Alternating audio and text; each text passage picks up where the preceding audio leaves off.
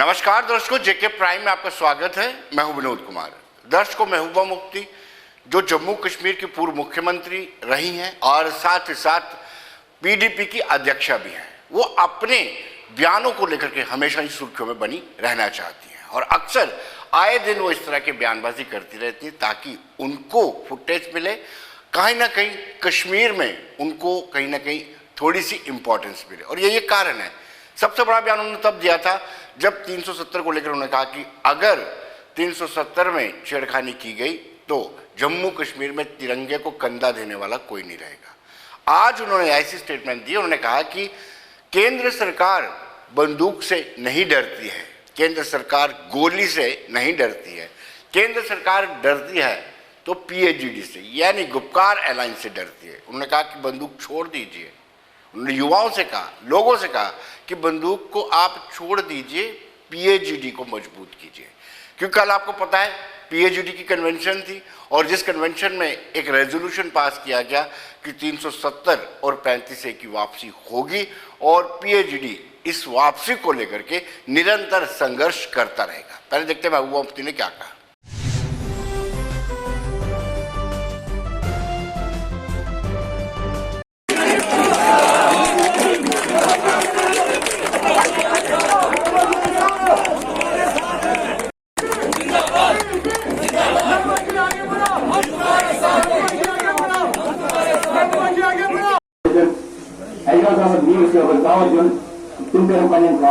वो भी डरते हैं जिन्होंने हमें क्या गिला होना चाहिए इस मुल्क के लीडरशिप के साथ, हमें क्या गिला होगा बीजेपी के साथ। उन्होंने तो मुल्क बेच दिया, उन्होंने तो सड़कें बेच दी, उन्होंने तो पुल बेच दिए, उन्होंने तो टोल प्लाजा बेच दिए, उन्होंने तो एयरपोर्ट बेच दिए, उन्होंने तो रेलवे स्टेशन बेच दिए, उन्होंने तो पेट्रोल पंप बेच दिए, उन्होंने तो पावर स्टेशन बेच दिए।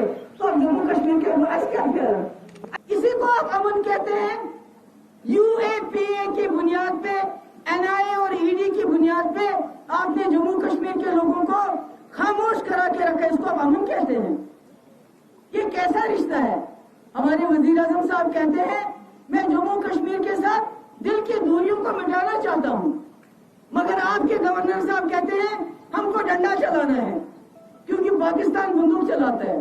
हमने तो पाकिस्तान के साथ इलाज नहीं किया था, हमने तो आपके साथ इलाज किया। चीन के साथ बात करते हैं बार बार राउंड, मगर हासिल क्या है? 370 खत्म करने के बाद हासिल ये है कि रियासत के टुकड़े किए, चीन हमारी जमीन पे काबिज हो गया है, मगर कोई कहता नहीं है क्योंकि ये जो गोदी मीडिया है इनको हर वक्त होम मिनिस्ट्री से मिलता है कि आज शाम को क्या क्या चलाना है।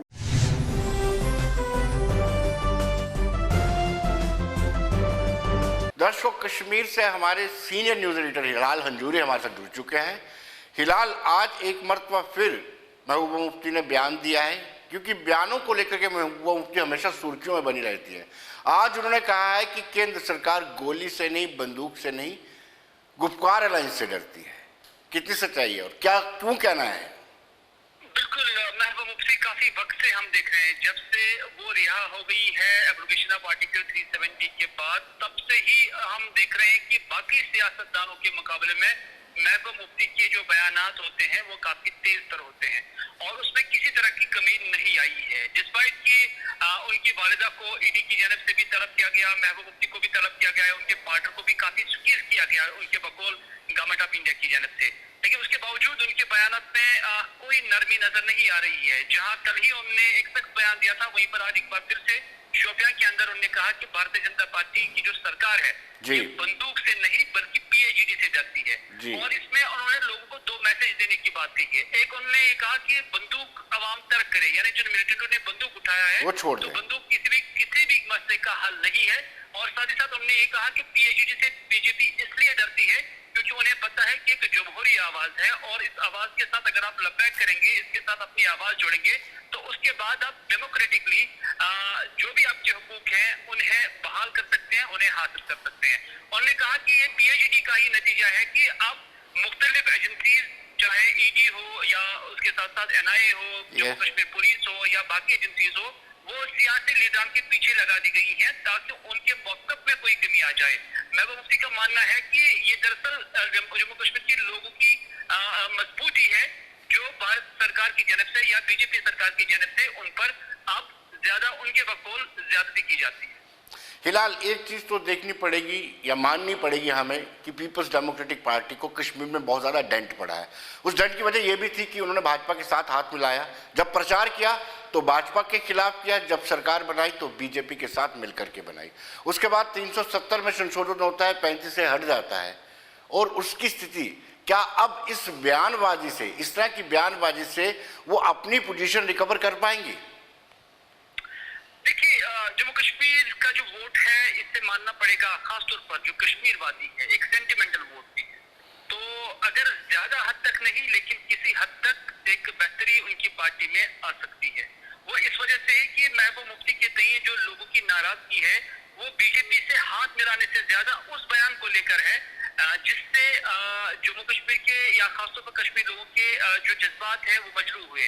वो बयान था जब उन्होंने टॉफी और दूध की बात कही थी, जब राजनाथ सिंह के साथ प्रेस कॉन्फ्रेंस में थी। तो उसी बयान के बाद एक मुखालिफ मुहिम पीडीपी के अंदर या महबूब मुफ्ती के तय कश्मीर के अंदर पैदा हुई और उसकी भरपाई आज तक नहीं हो रही है। लेकिन एक बार फिर हम देख रहे हैं कि उन्हीं एस्पिरेशंस को या उन्हीं जज्बात की सियासत करते हुए या उनकी वकालत करते हुए महबूब मुफ्ती आज जो ये बयान दे रही है, तो उससे कमोबेश उसकी जो बहाली है जो एतमाद की अवाम के अंदर वो किसी हद तक हो सकती है। लेकिन ये जरूरी नहीं कि बहुत हद तक हो सकती है और मुकम्मल बहाली हो सकती है, लेकिन किसी हद तक डैमेज कंट्रोल हो सकता है। लेकिन हिलाल अगर ऐसा आंकलन करें हम, पीडीपी के बड़े नेता पार्टी को छोड़कर गए हैं क्योंकि पार्टी की इमेज में फर्क पड़ा है वैली में, और कोई बड़ा नेता पीडीपी में शामिल नहीं हुआ है, छोड़कर जरूर गया है। बिल्कुल, बड़े बड़े जो लीडरान हैं या बड़े बड़े जो इसमें लीडर्स थे उन्होंने पार्टी को छोड़ दिया है और महबूब मुफ्ती का इल्जाम है कि ये मरकज के कहने पर या एजेंसीज के दबाव में आकर उन्होंने पार्टी छोड़ दी है। लेकिन अब जब आने वाले इलेक्शन होंगे पीडीपी की जानब से ये दावा किया जाता है कि सिर्फ सर बदले हैं, लीडर्स बदले हैं, लेकिन क्वार्टर वहीं पर है। क्योंकि कई बार हमने देखा कि महबूब मुफ्ती जलसों के दौरान जब तकरीरें हुई हैं, जब मीडिया के साथ उन्होंने बात की है, गुफ्तगू की है, तो उन्होंने दावे के साथ ये बात दोहराई है कि जम्मू कश्मीर के अंदर पीडीपी का कार्डर वहीं पर है, बल्कि कुछ लीडरान बदले हैं। ताहम उन्होंने कहा कि वो एक नई फौज चाहते हैं, एक नई लीडरशिप चाहते हैं, जिसके लिए वो तकदव कर रहे हैं। और उन्होंने रिसेंटली जो डीडीसी इलेक्शन हुए हैं उसमें 50% जो उनके नुमाइंदगान की कामयाबी हुई है, उससे पीडीपी के लिए एक बड़ा मजबूती का कारण भी बताया कि उन्होंने कहा कि सिर्फ उन्होंने 60 मेंबरान उठाए थे जिसमें से 25 की जीत हुई है, और ये दर्शाता है कि पीडीपी अभी भी ग्राउंड पर एग्जिस्ट है। फिलहाल बहुत बहुत शुक्रिया आपका।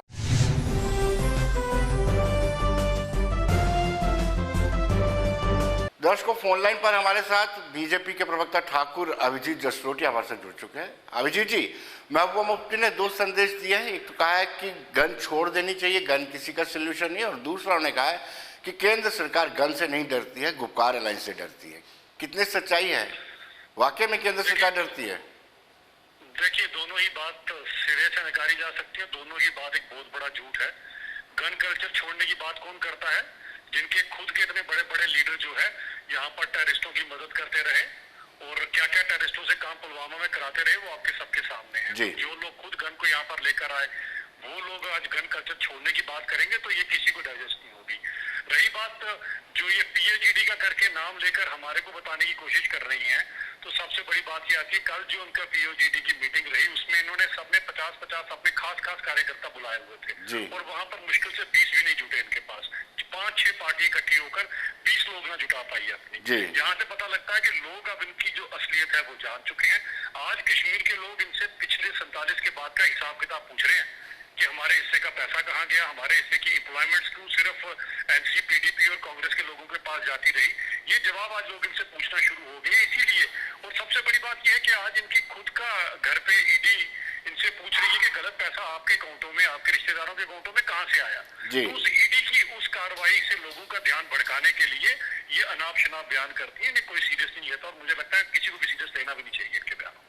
अभिजीत जी, कल की मीटिंग जो कल की कन्वेंशन है आप विफल मानते हैं गुपकार अलायंस की?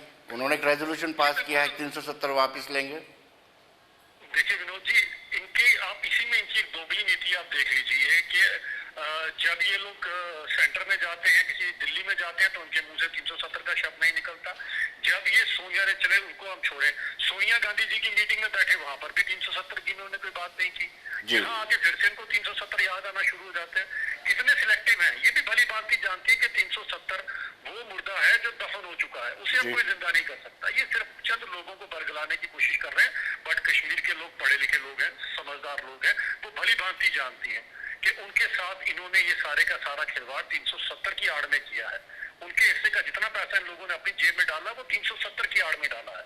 इसीलिए ये सारी की सारी बातें ये फैला रहे हैं। अभिजीत जी, बहुत बहुत शुक्रिया आपका, धन्यवाद। धन्यवाद।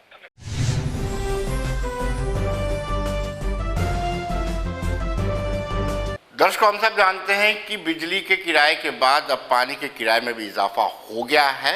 वाटर रिसोर्सेज रेगुलेटरी अथॉरिटी के चेयरमैन से हमने बातचीत की। घनश्याम जास से उन्होंने विस्तार से बताया कि क्या क्या कारण थे, कैसे किन वजूहात के चलते ये किराए में बढ़ोतरी की गई है।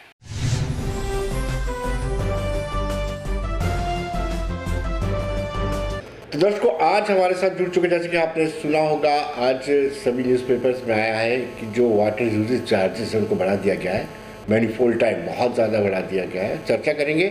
JNK water resources regulatory authority के जो चेयरमैन हैं घनश्याम झा, वो हमारे साथ जुड़ चुके हैं। झा साहब, आपका स्वागत है। वेल झा साहब, आपको क्या लगा, अथॉरिटी को क्या लगा कि इस वक्त किराया बढ़ाना चाहिए? ये इसके जो रेट हैं वो बहुत ही कम है। हमें एक्ट के हिसाब से प्रोजेक्ट का कॉस्ट जी और इसका ऑपरेशन, मेंटेनेंस और मैनेजमेंट कॉस्ट, ये दोनों ही रिकवर होने चाहिए। अगर हम इसका पूरा हिसाब करते हैं तो इरिगेशन सेक्टर में करीब 66 गुना और डोमेस्टिक सेक्टर में जो हम देते हैं ड्रिंकिंग वाटर एक्सेट्रा, उसमें हमको 11 गुना ज़्यादा चार्ज बढ़ाना चाहिए। तो एक व्यू लिया गया था अथॉरिटी का पहले कि एनुअल हम 15% के हिसाब से बढ़ाएंगे, तो हमने केवल 7 से 10% ही बढ़ाया है इन view of ongoing pandemic. Domestic sector का जो है, चाहे वो इरिगेशन हो या ड्रिंकिंग वाटर हो, वो 7% है, और कमर्शियल सेक्टर जो है उसमें हमने 10% बढ़ाया है, इसलिए कि वो जो बॉटलिंग प्लांट है, टैंकर फिलिंग अप है, तो इस तरह के जो कमर्शियल यूजेज हैं तो दे कैन पे, तो उनका भी 15% नहीं बढ़ाया, हमने 10% बढ़ाया है। लेकिन हम इसको रैशनलाइज कर रहे हैं। अभी हमने सोचा है कि वो कंसल्टेंट वगैरह लगा के और पूरा सर्वे वगैरह करके जो कंज्यूमर्स का, बेनिफिशियरीज़ का वो उनका पोटेंशियल, उनकी कैपेबिलिटी देख लें और उसके हिसाब से फिर रेट तय करें। तो अभी जो है ये 2022 मार्च तक है। Then again we are taking a view, हम फिर इस पर विचार करेंगे, अथॉरिटी फिर विचार करेगी सारा सर्वे का रिजल्ट देख के, और कंसल्टेंट का जो है स्टडी उसको देख के फिर will take a holistic view, comprehensive view. जहाँ सब कितना रेवेन्यू जनरेट हो जाएगा, क्योंकि अभी हमारे पास इतना रेवेन्यू नहीं आता है, नॉमिनल से चार्जेस जो हम और लोगों जो हम एसेस करते हैं, जो हम बिल रेज करते हैं, उसमें भी 2-4% ही रिकवरी होती है। बहुत ज़्यादा जो है इसमें बहुत सारा काम करने की ज़रूरत है। रेवेन्यू जनरेशन का जो है अभी हमारे पास एग्जैक्ट फिगर्स तो नहीं है, हम आपको एग्जैक्ट फिगर्स नहीं बता सकते, लेकिन इट इज़ एबिसमली लो, बहुत ही कम है और इसको एनहांस करने की ज़रूरत है। मैं ये कहना चाहूँगा कि वाटर सेक्टर में हमें इन्वेस्टमेंट की बहुत कमी है। अनलाइक अदर सेक्टर्स, हमारे यहाँ जो है ना इन्वेस्टमेंट इज़ वेरी पुअर। तो unless we raise our resource, तो सर्विसेज जो वाटर डिलीवरी का है उसको हम इम्प्रूव नहीं कर सकते जैसा हम चाहते हैं। तो इसलिए we have to strike a balance between the two, कि हम सर्विस डिलीवरी जो है उसको एफिशिएंट करें। तो उसके लिए हमको जो है वाटर यूजेज चार्जेस थोड़ा सा बढ़ाना पड़ेगा। जी, जो इंडस्ट्री में वाटर यूज़ होता है या किसी एजुकेशन इंस्टीट्यूशन हैं, उनमें क्या रेट्स आपने रखे हैं? इस सब में जो है ऐसे ही, मतलब वो 7% जो है ना, जो डोमेस्टिक का है वो दैट इज़ मिनिमम, 15 के बजाय हमने 7 किया है, तो वो मिनिमम है। तो वो बाकी और सब जहाँ हमें थोड़ा सिंपैथेटिक व्यू लेना था उसमें हमने 7% बढ़ाया है, और जो कमर्शियल वगैरह है उसमें हमने 10% बढ़ाया है। जी जा साहब, आपको क्या लगता है कि इससे रेवेन्यू जनरेट होगा, साथ साथ में आप बेटर सर्विस प्रोवाइड कर सकते हैं? क्योंकि शिकायतें रहती है लोगों की, जैसे जैसे समर आता है, जैसे हम कहते हैं कि तापमान बढ़ता है, वैसे वैसे वाटर को लेकर के प्रोटेस्ट बढ़ जाते हैं। ये रेवेन्यू जनरेट, तो जैसे मैंने शुरू में कहा था कि उसकी that is the need of the hour, और ये तो हम नहीं कह सकते कि इससे जो है अभी जो रेवेन्यू हमको चाहिए वो मिलेगा। उसके लिए तो हमें we have to cover miles ahead, काफ़ी लंबी दूरी तय करनी है, बहुत गैप है दोनों के बीच में।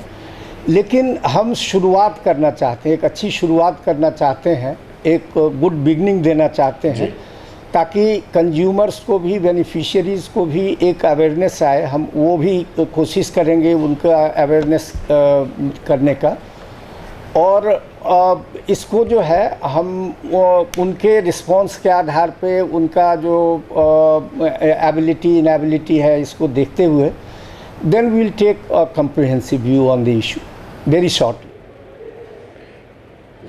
जा साहब, क्या अथॉरिटी जल शक्ति विभाग को ऐसी रिकमेंडेशन देगी या ऐसी सिफारिशें करेगी कि हर कनेक्शन के साथ मीटरिंग भी होनी चाहिए? क्योंकि शुरुआत में मीटरिंग थी, अब मीटरिंग नहीं हो रही है, जैसे बिजली में मीटरिंग ज़रूरी है। जी बिल्कुल।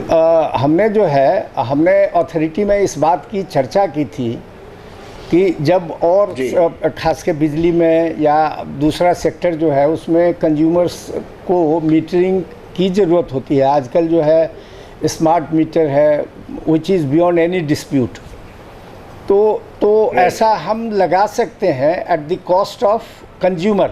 गवर्नमेंट के जिम्मे अगर रखेंगे तो फिर वो बजट में चला जाएगा, और that will have to be made in phases. लेकिन इसको अगर हम कंज्यूमर्स के फ्रंट पे हम रिकवर करते हैं, मीटरिंग उनको करने के लिए कहते हैं, तो ये हो सकता है। और इसको in one go this can be done and this should be done. इससे क्या है कि हमारे जब जैसे ही मीटरिंग शुरू होगा तो वेस्टेज जो है वो कम होंगे, जो ऐसे लॉस हो रहे हैं वो कम होंगे, लोगों में एक फीलिंग जनरेट होगी economical use of water, they will consider water as an economic good. तो ये ज़रूरी है, ये मीटरिंग जो है will bring so many changes. और इसका जो है वो हम भी इस बात को मानते हैं कि जो भी कंज्यूमर्स हैं उनके पास मीटर होना चाहिए, ताकि उनको भी सेटिस्फैक्शन हो कि वही चार्ज दे रहे हैं वो जो उन्होंने कंज्यूम किया है। जैसा रेगुलेटरी एक्ट में कोई ऐसा प्रावधान है कि अथॉरिटी एक्शन ले सकती है? हम अमूमन देखते हैं जब सुबह सुबह वॉक करने जाते हैं तो लोग टैप से अपनी गाड़ियां धो रहे होते हैं, गार्डन को पानी दे रहे होते हैं, शेयर वेस्टेज ऑफ वाटर होती है। क्या अथॉरिटी एक्शन ले सकती है? अथॉरिटी उसमें एक्ट के हिसाब से ये सब यूटिलिटीज़ को करना है, जो हमारे PHE हैं, इरिगेशन डिपार्टमेंट है, उनको करना है। और नेचुरली ये इन्फोर्समेंट वाला जो है वो उनके जिम्मे है, बिल रेज करना, ये सब तो उनका काम है। लेकिन डेफिनेटली विल ट्राई टू सी कि सर्विस डिलीवरी जैसे हम इम्प्रूव करने की बात करते हैं, उसी तरह से हम इसका वेस्टेज, सर्विस डिलीवरी का मतलब है कि with minimum loss, with minimum wastage we should try to achieve the optimum result. तो ये हमारा प्रयास होगा कि उसमें वेस्टेज वगैरह जो हो कम हो, यूटिलिटीज़ को थोड़ा गियर अप करके, और फिर उनको जो है ना हम इस बात के लिए तैयार करेंगे कि जहाँ भी पब्लिक में स्टैंड पोस्ट है या इस तरह के जो नल हैं जो खुले हैं या जिससे इंसेसेंट पानी बहता है, तो ऐसे को देखभाल करने के लिए हमें जो है वो उसके लिए तैयार करना है लोगों को। और इसमें एक पब्लिक पार्टिसिपेशन भी बहुत ज़रूरी है। मतलब कोई भी गवर्नमेंट का एफर्ट तब तक अच्छी तरह से पूरा नहीं होगा जब तक उसमें पब्लिक का कोऑपरेशन ना हो, पब्लिक हमें सपोर्ट ना करे। तो हम वो जहाँ साहब एक जी जी जी जी जी जहाँ साहब हर स्कूल में एक चला है, अभियान चला है नल से जी। जल। क्या जो सरकारी इंस्टीट्यूशंस हैं उनको भी पे करना पड़ेगा? और ये पे तो स्कूल में जो है वो अगर आप जी। देते भी हैं, अगर चार्ज भी किया जाता है तो देयर कैन बी वेज कि उसको कैसे मिनिमाइज किया जाए या उसको कैसे सब्सिडाइज किया जाए। That depends on the school concern, किस तरह का स्कूल है, कैसे है। अगर प्राइवेट है तो उनको देना चाहिए because they are charging very heavy from the public. तो इस तरह से वो देखा जाएगा कि ये कैसा स्कूल है और उसको किस तरह की मदद की ज़रूरत है। जहाँ साहब कभी अथॉरिटी ने ये असेस किया है, जैसे हम पावर में देखते हैं ट्रांसमिशन एंड डिस्ट्रीब्यूशन लॉसेस, क्या हमने अथॉरिटी ने ये असेस किया कि कितना पानी वेस्ट होता है? अथॉरिटी का असेसमेंट तो नहीं है, लेकिन ऐसे जो डिस्ट्रीब्यूशन के लॉस करीब 30-35% आते हैं। मतलब जब हम पानी जो छोड़ते हैं और जो कंज्यूमर्स तक पहुंचता है तो उसमें करीब 30-35% का लॉस होता है। तो वो सब मिनिमाइज़ करने की ज़रूरत है। जैसे मैंने कहा कि सर्विस डिलीवरी को इम्प्रूव करने की ज़रूरत है, तो उसमें हमको इन बातों का खास ध्यान देना होगा ताकि ये लॉस जो है वो कम से कम हो। जैसे कुछ लोगों ने अपने प्राइवेट निजी, जिसको कहे निजी बोर करवा के रखे हुए हैं, लेकिन उसकी डिटेल डिपार्टमेंट के पास नहीं है। कैसे वो डिटेल कलेक्ट की जाएगी, क्योंकि उनसे किराया भी वसूलना है? हाँ नहीं, अभी हम वो सब करेंगे। अभी जो है ना जो ऐसे उसका एक आकलन करके कि जो प्राइवेट कंज्यूमर्स हैं जिन्होंने अपने से बोरवेल कराया है, तो उनके यहाँ भी ऐसे मीटर लगा के और उनको जो है वो क्या पानी निकालते हैं। अभी वैसे मैं आपकी और आपके चैनल के माध्यम से लोगों को बताना चाहता हूँ कि पानी का जो है मतलब ground water is very pure, कोई ऐसी दिक्कत नहीं है। और वो ये भी नहीं है कि वो अनचेक्ड एक्सट्रैक्ट करें ग्राउंड वाटर को, तो उसमें जो है ना डेफिनेटली कमी हो जाएगी। चाहे हमारा रिसोर्स जितना भी ज़्यादा हो, अगर हम कंससली उसका उपयोग नहीं करते हैं तो it is going to be less.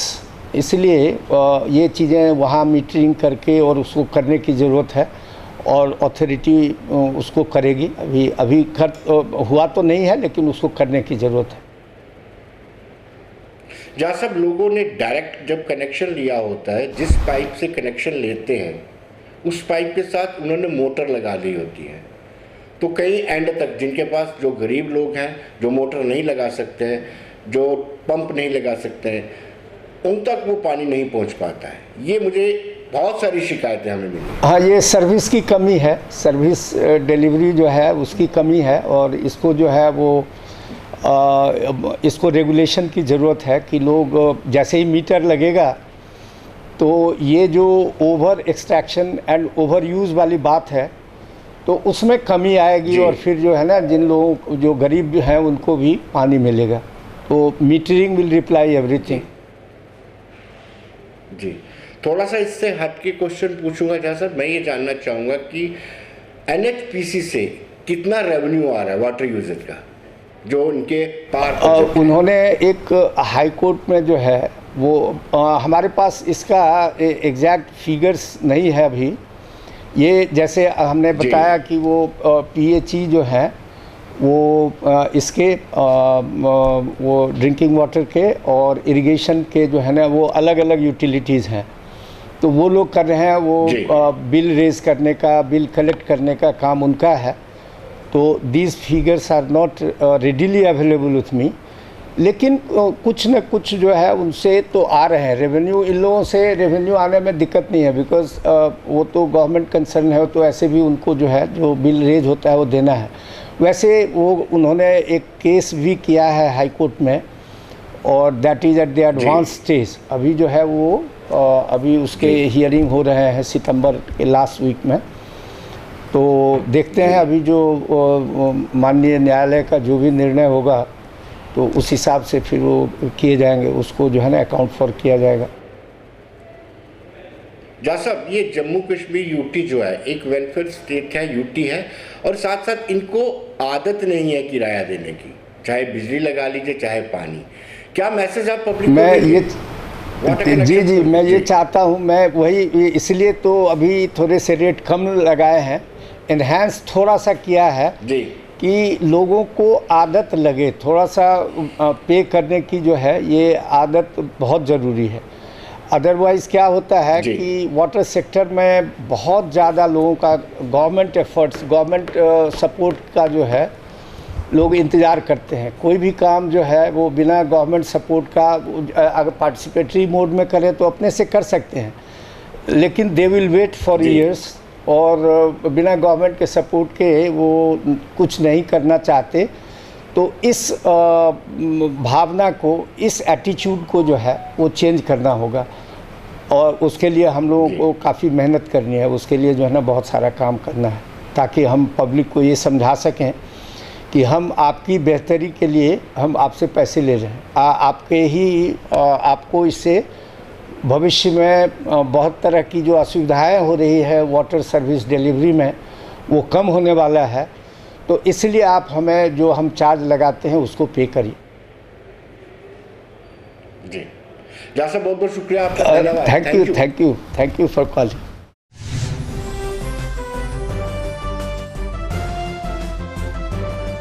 दर्शक, उद्यमियों का ये कहना है, इंडस्ट्रियलिस्ट उनका कहना है कि सिडको हमें वाटर की, पानी की सप्लाई देता है, और सिडको ने पहले से ही रेट तय किए हैं। उन्होंने कहा कि वाटर रेगुलेटरी अथॉरिटी को इंटरफेयर करने की कोई ज़रूरत नहीं।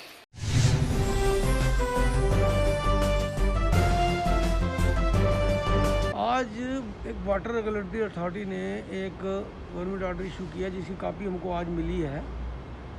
उसको जब हमने स्टडी किया तो उसमें क्या कि इन्होंने क्या कि जो लास्ट ईयर के मुकाबले काफ़ी इन्होंने जो नए रेट नोटिफाइड कर दिए हैं, तो उस पर लगता है कि तो जनरल पब्लिक पे भी उसका काफ़ी इम्पैक्ट पड़ेगा और इंडस्ट्रियल सेक्टर पे भी पड़ेगा। मैं एक चीज़ कहना चाहता हूँ कि आज इंडस्ट्रियल सेक्टर की बात कर लें, आज हमारे जो सिडको इंडस्ट्रियल इस्टेट्स हैं या सीकॉप के इंडस्ट्रियल इस्टेट्स हैं, उसमें जो वाटर की सप्लाई हमारे बड़ी बड़ों में वाटर की सप्लाई सिडको वाले करते हैं, उनके अपने ट्यूबवेल हैं। तो वाटर रेगुलेटरी अथॉरिटी वहाँ बीच में कहाँ से आ गई? तो जो नई पॉलिसी आई है उसमें वाटर की जो रिलेटेड आई है, उसमें हम यही कह रहे हैं इंडस्ट्री की तरफ से कि जो हमारे यहाँ पे वाटर जो भी आता है वो सिर्फ सिडको के थ्रू आता है। सिडको से यही है हमारा कहना है कि जितना इन्होंने रेट रिवाइज़ कर दिए हुए हैं, एकदम इतने बढ़ गए हुए हैं, उस पर थोड़ा कंट्रोल होना चाहिए। जिस इंडस्ट्री की अगर यूजेज उतनी नहीं है, मिनिमम जो यूज़ करते हैं उनका रेट्स अलग होने चाहिए, उस हिसाब से वाटर फ्लो आना चाहिए। बाकी मेरे हिसाब से तो जो सिडको में जो हमारे यहाँ पे पानी आता है उसका फ्लो और जो ड्यूरेशन होता है वो इनको वो सही रखना चाहिए, उस हिसाब से वो आनी चाहिए, सप्लाई आनी चाहिए।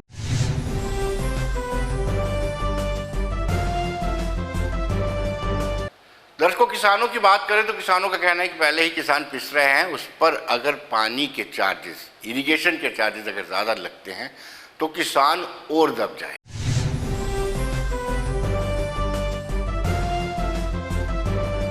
ये जो एक दो दिन पहले सरकार ने फैसला किया है कि पानी की दरें 6 से 8% जो बढ़ा दी हैं, उसमें विशेषकर जो कृषि के पानी सिंचाई साधनों के लिए लिखा गया है, उसमें मैं सभी किसान भाइयों की तरफ से सरकार से निवेदन करना चाहता हूँ।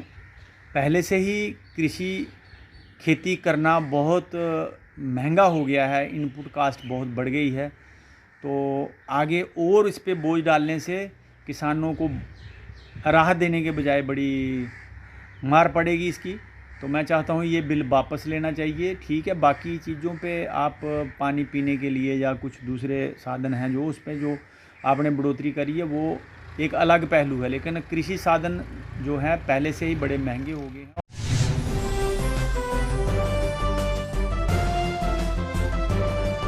तो दर्शकों, बने रहिए देश दुनिया की खबरों के लिए। मुझे दीजिए इजाजत।